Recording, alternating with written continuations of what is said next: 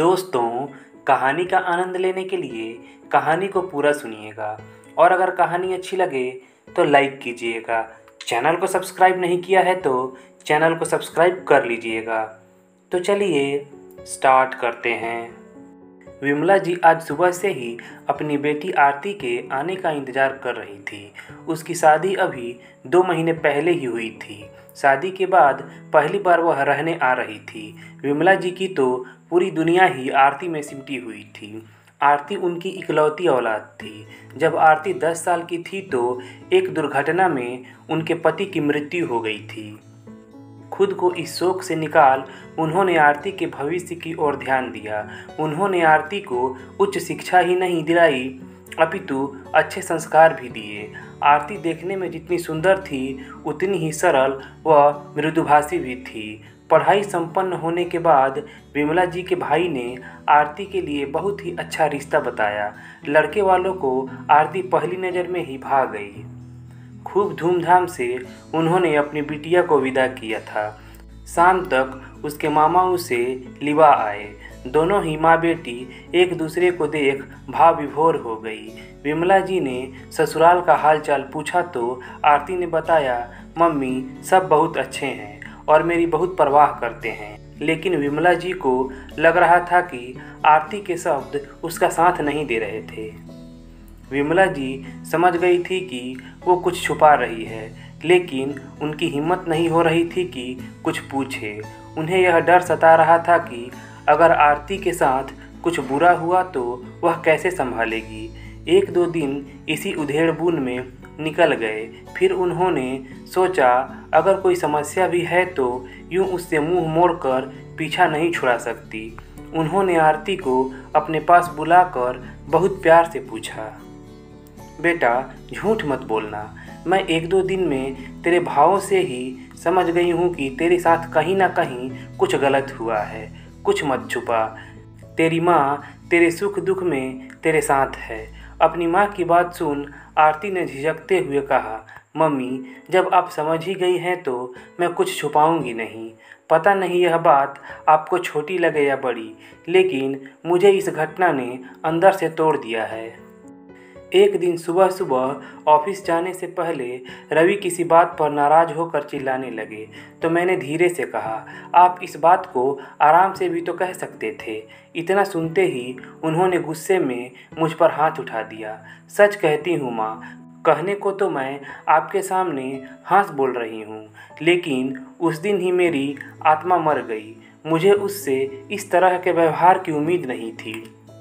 शाम को जब वह आए तो वह इस तरह हंस बोल रहे थे मानो कुछ हुआ ही ना हो। मैंने उनसे जब इस बारे में बात की तो उन्होंने टका सा जवाब दे दिया, यार गुस्से में तो यह सब हो जाता है, दिल से मत लगाओ। पता नहीं माँ मैं सही हूँ या गलत, लेकिन बस मुझे एक बात यही चुभ रही है कि नारी का कोई सम्मान नहीं। मैं कोई पशु तो नहीं जिसे मार कर समझाया जाए। अगर वह कोई गलती करेगा तो क्या मैं भी हाथ उठा दूंगी। उसकी बातें सुन विमला जी वहाँ से तो चुपचाप उठकर चली गई, किंतु अपने कमरे में जा उनके आंखों से आंसू झरने लगे। उनके सामने 25 साल पहले का मंजर घूम गया जब आरती के पिता ने उस पर हाथ उठाया था।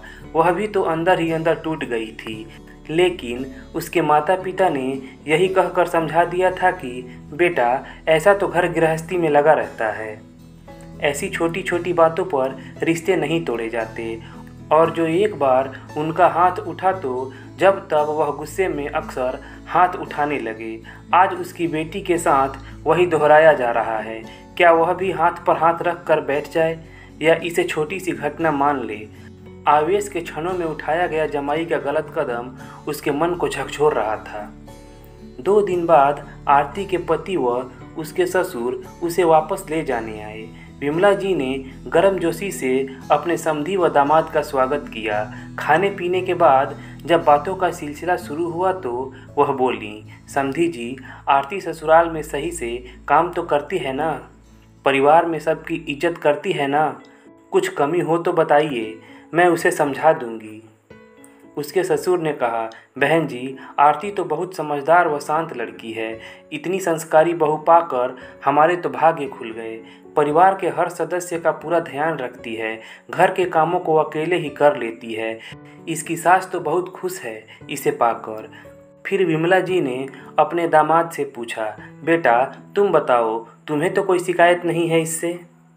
नहीं मम्मी जी, मेरे कुछ कहने से पहले ही यह मेरी हर ज़रूरत का ध्यान रखती है, साथ ही मेरे परिवार का भी। बेटा कभी तुम पर चिल्लाती तो नहीं है, उल्टा तो नहीं बोलती? अरे नहीं मम्मी जी, यह तो बहुत ही कम बोलती है। मैं गुस्सा हो भी जाऊं तो पलट कर जवाब नहीं देती। उन दोनों की बात सुन विमला जी ने शांत किंतु गंभीर स्वर में कहा, समधी जी, आपकी और जमाई जी की बातों से तो लग रहा है कि मेरी बेटी आप लोगों की पूरे दिल से सेवा कर रही है। जैसा कि दामाद जी और आपने कहा, किसी को पलट कर जवाब नहीं देती, हर काम समय पर निपटाती है। फिर मैं एक बात दामाद जी से पूछना चाहती हूँ, आरती इतनी अच्छी है तो आपने इस पर हाथ क्यों उठाया? विमला जी की बात सुन रवि एकदम से सकपका गया। उसे उम्मीद नहीं थी कि वह ऐसा कुछ भी कह सकती हैं। उसे कोई जवाब नहीं सूझ रहा था। उसके पिता ने बात संभालते हुए कहा, बहन जी, हमें तो इस बारे में पता ही नहीं, लेकिन अगर इसने ऐसा कुछ किया है तो मैं हाथ जोड़कर आपसे माफ़ी मांगता हूँ और आपको विश्वास दिलाता हूँ कि आगे से यह कभी ऐसा नहीं करेगा। विमला जी ने कहा, भाई साहब, मैं बस इतना चाहती हूँ कि दामाद जी आरती को इज्जत दें। अगर उससे कोई गलती हो तो उसे समझाएं। मैं आशा करती हूँ कि जितना सम्मान मेरी बेटी आप सबका करती है उतना ही उसे भी मिले। गलती होने पर आप उसे डांट कर या प्यार से समझाएं। मैं बुरा नहीं मानूंगी क्योंकि आप उसके पिता तुल्य हैं, लेकिन कोई मेरी बेटी पर हाथ उठाए यह मैं कभी बर्दाश्त नहीं कर सकती। मैं लोक लाज के डर से अपनी बेटी पर अत्याचार होते नहीं देख सकती। मैंने अपनी बेटी के सुखद भविष्य के लिए उसे एक घर से दूसरे घर विदा किया है, कोई दान नहीं। अगर उस घर में मेरी बेटी का मान सम्मान नहीं हो तो मेरी बेटी के लिए इस घर के दरवाजे सदैव खुले हैं।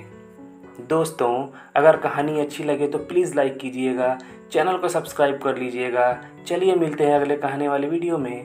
धन्यवाद।